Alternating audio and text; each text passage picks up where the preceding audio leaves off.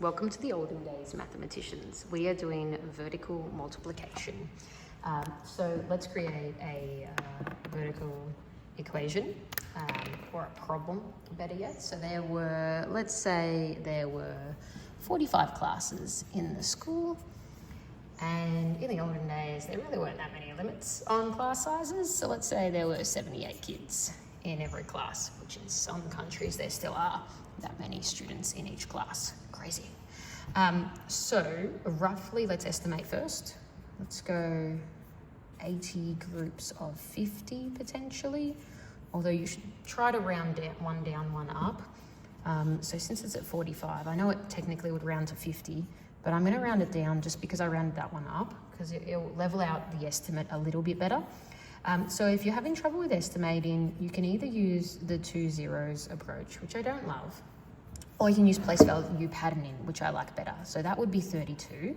So therefore 80 groups of 4 would be around 320. So therefore 80 groups of 40, we're expecting roughly 3,200, which is the same as the adding 2 zeros, but this one gives you more of a evidence of how that place value pattern or the power of tens worked. Now we want to try to solve this. If we're doing just regular vertical multiplication, I'm going to do that first, even though it's going to kill me a little inside, because it's such a terrible method compared to the others. But 5 groups of 8 is 40, so we put the 4, the 0.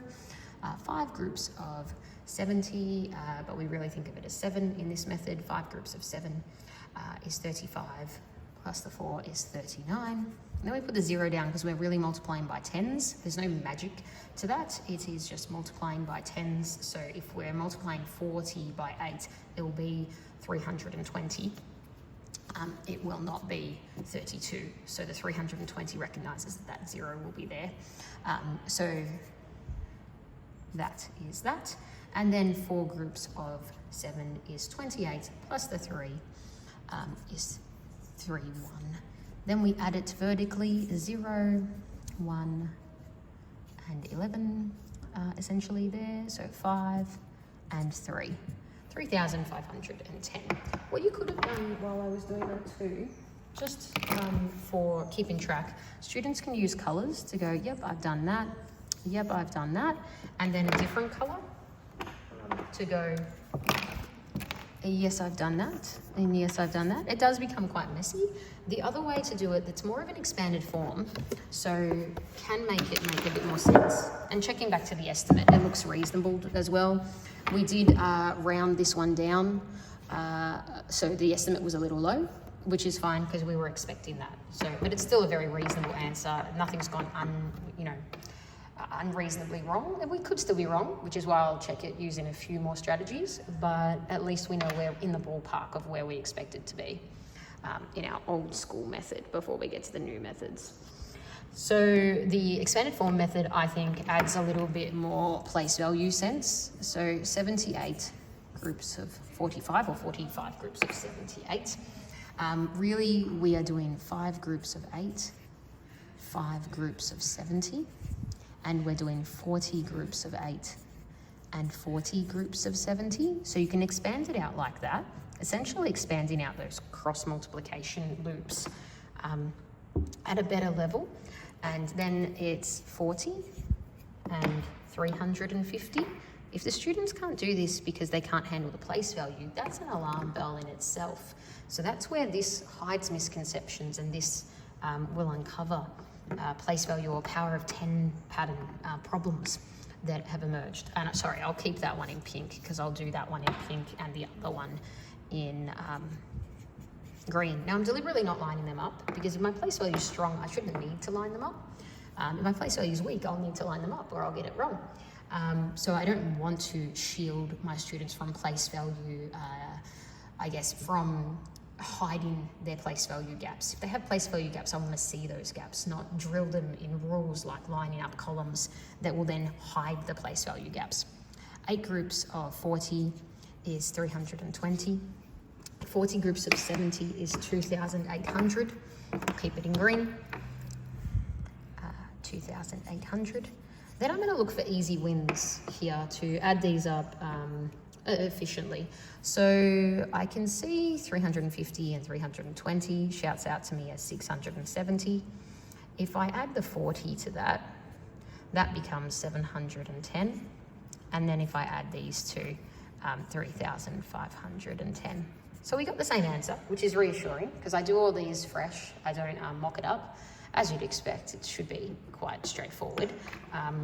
But it's always nice to know that answer is confirming that answer. I'm going to show you another method now. I'm going to rub this one out that is similar to this one, but just a slightly different setup that can be quite supportive. Let's remember our estimate is 3,200, so we know we're pretty confident. So this is the area model, 70 groups of 80, 40 and 5. Sorry, 70 and 8, 40 and 5. We draw a rectangle. It's not a great rectangle, so I'm going to redraw that. Always good to model high standards. You know, if you're not happy with it, rub it out, do it again. That is why I allow rubbers. I don't allow rubbing out mistakes, but I do allow rubbing out just, accidental messiness. And then we'll do that. Rub the 8 there. Try to make it a bit more proportional, that this is going to have a very large number in it compared to this one. Then we multiply it out. So you notice it's expanded form model. It really does speak to this, and it's going to have the same answers as those, just in the boxes. So 5 groups of 8 is 40. 40 groups of 8 is 320. 5 groups of 70 is 350. So it's basically coordinates. 5 groups of 70, 40 groups of 8, 5 groups of 8. I'll move that 5 to there so it's a bit closer to it so you can see the box. Or area method working, and 40 groups of 70 is 2,800. Let's say they couldn't do that. They write the 28 because 4 groups of 7, and you got 2 zeros, so 2 powers of 10 work in there. It's acceptable, but you want to make sure their powers of 10 are quite strong. And then just like before, you find easy wins to add this up easier than what it would be. Let's do it differently to last time. Let's grab that and make it 360, and then add that to 350. Which is obviously going to be 710 because 350 and 350 is 700, so 710. And then we've got to add on this one. So we've done these, we just need to do this one now, which is the 2,800. And for that, if you're struggling with that one, because it isn't a pretty number, you can always switch 200 across. Just let me rub this out so I've got room. Switch 200 to there. So that becomes 510. That becomes 3,000. So 3,510.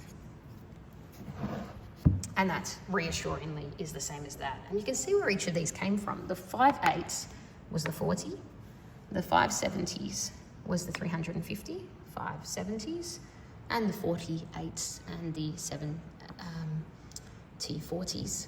So it's just another nice way of setting it up. You can also do the lattice, which is my personal favorite, although the area model's got more number sense. The lattice is great for anything, especially more than 2 by 2. I find students generally, area model can become quite a lot to deal with if it's more than a 2 by 2.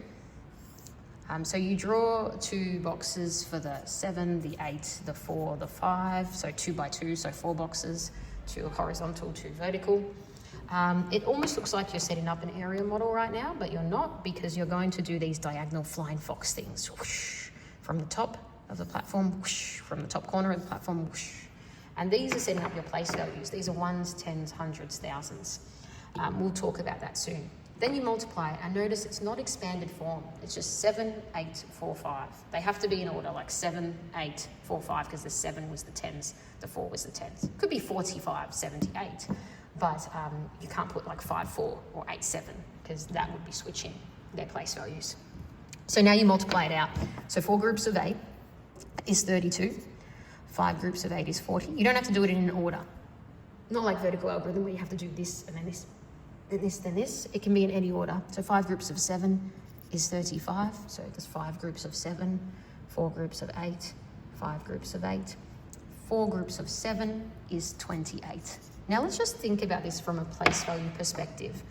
This was 5 groups of 8, it became 40. So this is the 1s, this is the 10s. Let's check that. 40 is really bad, because that's really 40. 40 groups of 8, 320. 320. So the 20 went into 10s, and then this is the hundreds, and this is the thousands. So they're diagonal place values, just a diagonal algorithm instead of a vertical one.